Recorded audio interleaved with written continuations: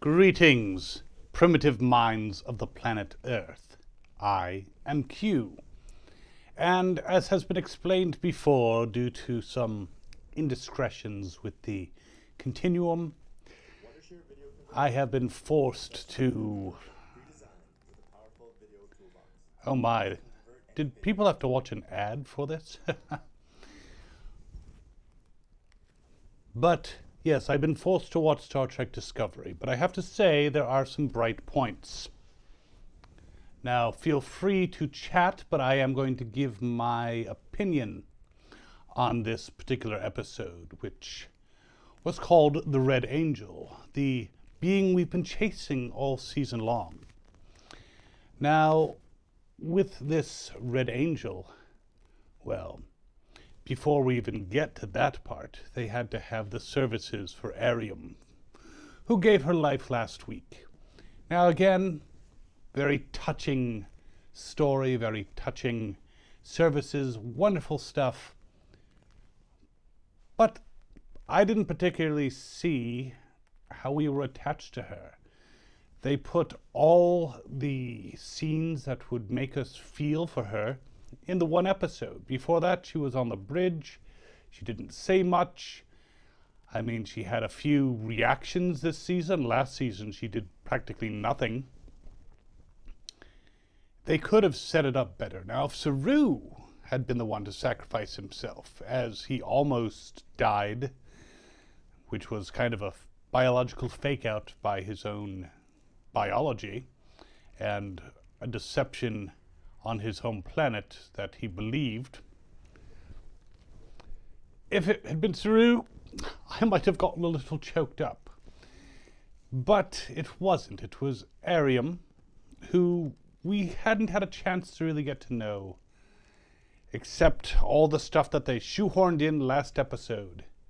This is why series like Next Gen and Deep Space Nine generally, unless the character's death is meaningless otherwise, try to feature these people a little bit more, put them a little more front and center before they kill them off.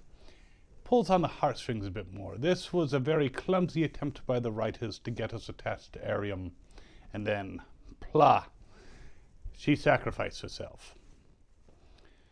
So I am not seeing any live chat for whatever reason on my computer. Darn thing. I have one of these infernal devices. I can see if I can view stuff on there.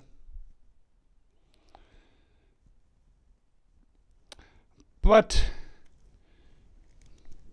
as I go on here,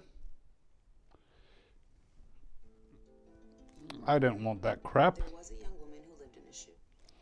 Who cares about a woman who lived in a shoe? She has extremely bad taste in living arrangements. Let's go there. Let's go there. And let's see. Ah, I have a hello. Well, then maybe I am seeing some stuff here. This YouTube thing, first they had the Facebook and the Instagram, and you couldn't comment, and you couldn't do this, and you couldn't do that. Everyone seems to be under attack. But moving on. So the service for Arium was touching, and you could see the emotions, and again, it would have affected me more if I actually gave a crap about the character. I mean, I was intrigued with what they showed. I wanted to know more. And then they killed her. All I knew was she was the pawn of Brainiac. And Brainiac is apparently, we now know where Brainiac came from. We thought it was like Krypton, or we thought it was some alien civilization, but no. It was from Section 31. But moving along. So, after all this, they discussed the Red Angel, the dangers, the AI that has apparently been stymied, but could have, like Brainiac, transmitted itself off the station before that particular station was destroyed. So there's still danger, and they need to figure out how to catch the Red Angel. And of course, Tilly, dear Tilly, silly Tilly, I don't understand how she could be a captain in any universe. But she's a lovely person, someone you'd want to basically spend about an hour with and then no more for a while. But she figured out that the biosignature apparently matched Michael Burnham. Big surprise. Now, in case you didn't figure it out, we're going to have spoilers in this. So Tilly figures this out. I did enjoy the whole conversation later on when, you know, this Spock, I didn't warm to him at first, though I did appreciate his dislike of Burnham. But when he was going through and pointing out Burnham's penchant for the dramatic, I was like, that is so spot on. I'm actually getting to like this Spock a little bit. I'll have to tell him that when I see him. I might do that in July. But all the little smiles that everyone had when he was pointing out how dramatic she was, those were lovely. It was like, yes, we actually acknowledge the fact that she's overdramatic. Her whole, breathy Spock, oh my God, what are you doing? I was mean to you as a child, but I should be the center of your life. All that stuff. So that was a lovely part. But yes, so the Red Angel, they suspect, is actually Michael Burnham, come from the future to save us all. A fitting thing, because, you know, that does fit in with her whole mindset, as Spock rightfully pointed out.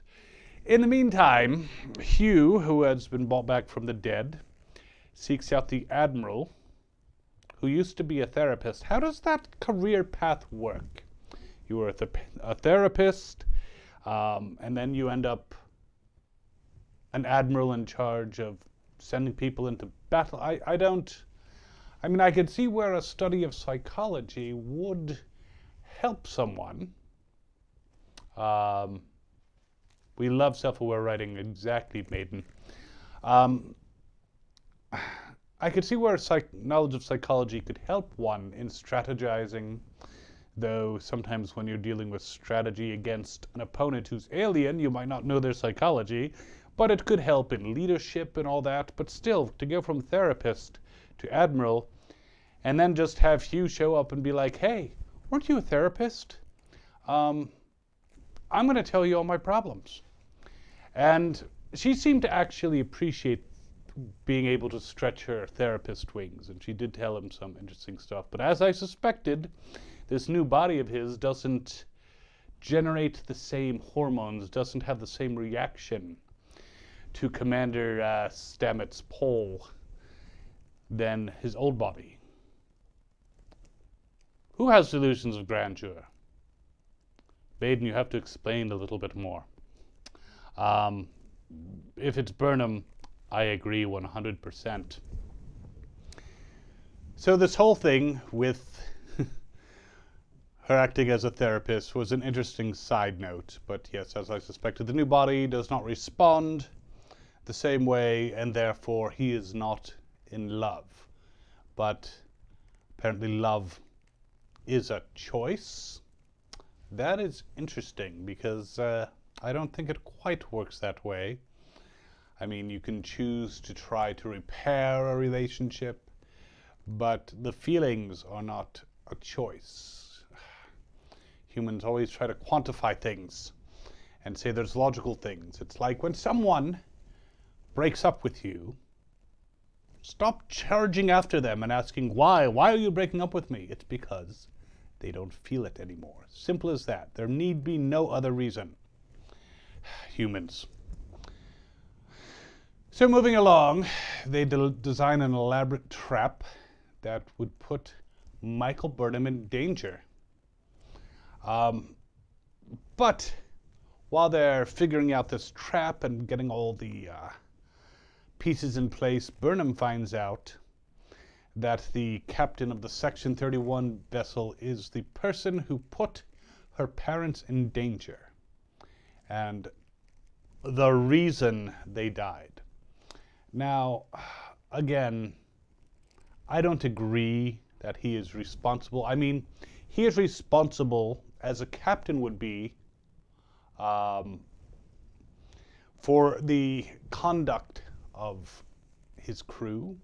He's responsible for the people under him. He has a responsibility to them to not give stupid orders, but there are times when a captain will tell someone, go, do this, and you're probably going to die.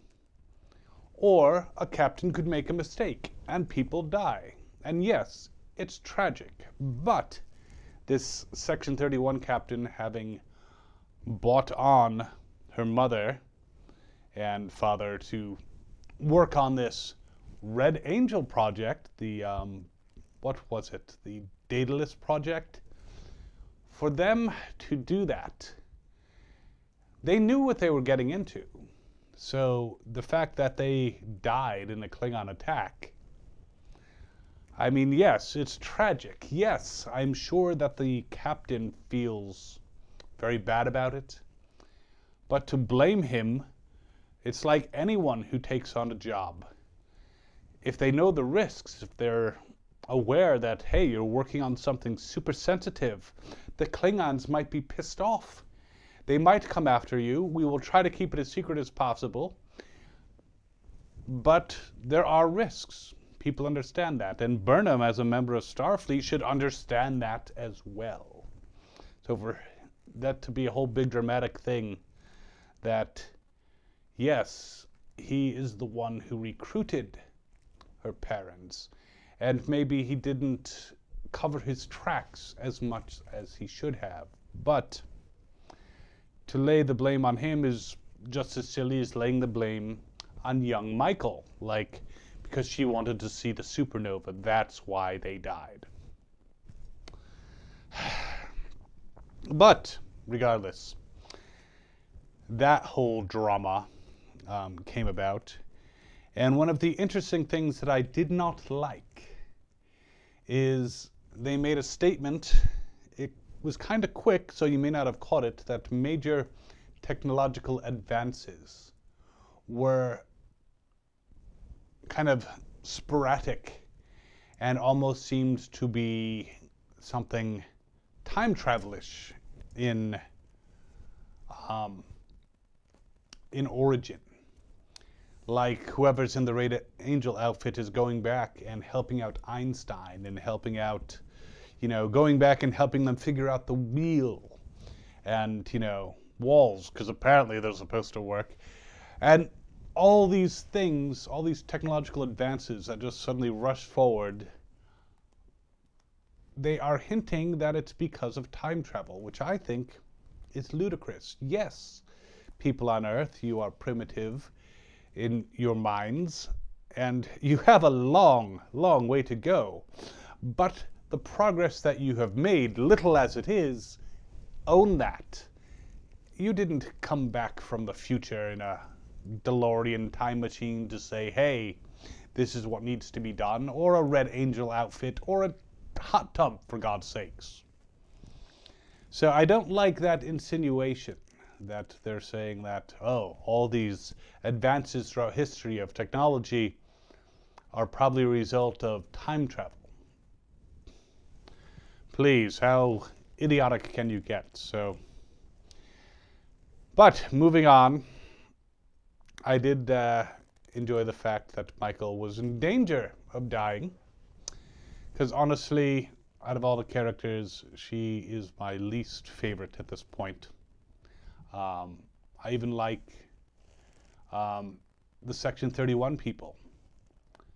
Again, I'm just shoving aside my whole thing that Section 31 should not be a thing. Maybe they'll fix it and say Section 31 is disbanded and we're going to strike it from the record as a chapter of the Federation and Starfleet that we want to ignore. And that's why Bashir on Deep Space Nine never heard of Section 31.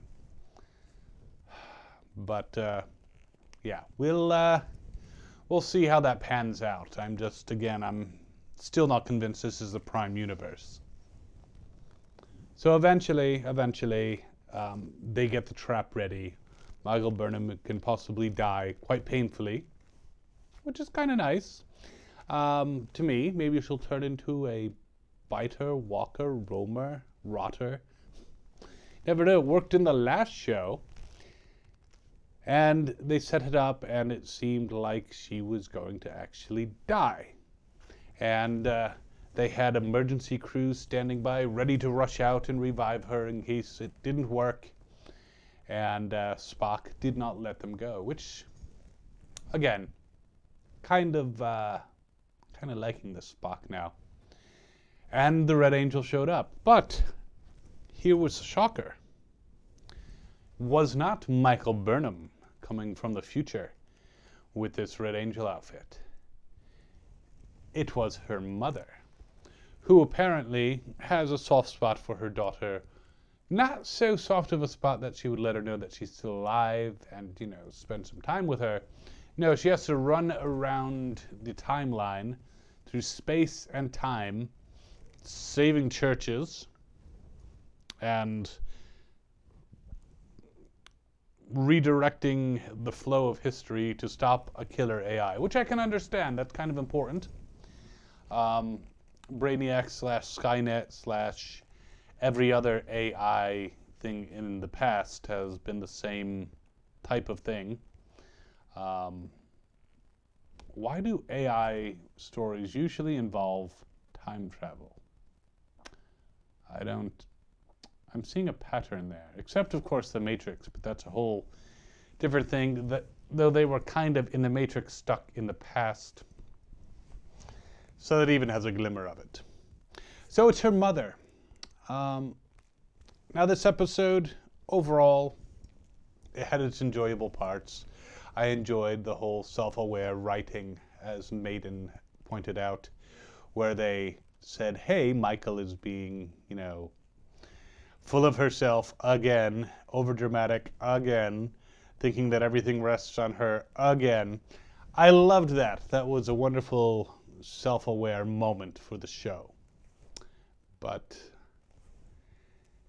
yeah, I overall enjoyed the episode. Again, the whole thing with Arium. Was it necessary to have a funeral? I guess it was for the crew. But we actually didn't even need to see it. They could have just been talking afterwards. And, for Michael to be scared, she actually showed some emotion, which is rare for her, or at least an emotion that seemed genuine, somewhat. She was scared, and her and Ash Tyler decided to, make out, and who knows what else they did. I don't want to know the gory details. But again, overall, not a bad episode. We're not too far away. I believe we have 4 more episodes left for this season, so they have to wrap up the plot. It is my understanding that we shall not see Anson Mount as Captain Christopher Pike after this season. He was only brought on for this season, but we can hope that maybe they might have him appear in the new Section 31 show from time to time, or maybe have his own spin-off. That would be nice. They do have a couple years before Captain James Tiberius Kirk needs to take over the Enterprise. We shall see. There is a lot of unwritten history for Captain Pike before he ends up in that chair that can only beep. Though you would think with all the technology that they have in this show, they should be able to do better than beeping. So I see a few people are watching. What were your opinions of this episode, if you'd care to share them? Not that I'm expecting much from primitive minds on Earth, but if you do have thoughts, I would love to look at them and see if you're actually advancing at all in your thinking. And if not, I see Maiden says Pike series would be awesome. Yes. He will actually be at a few events that Fandom Spotlite will be covering. He will be at the Great Philadelphia Comic-Con which is next month. He will be at Shore Leave 41. So it should be interesting to meet that particular gentleman and compliment him on his portrayal. I mean, are there still things wrong with Discovery?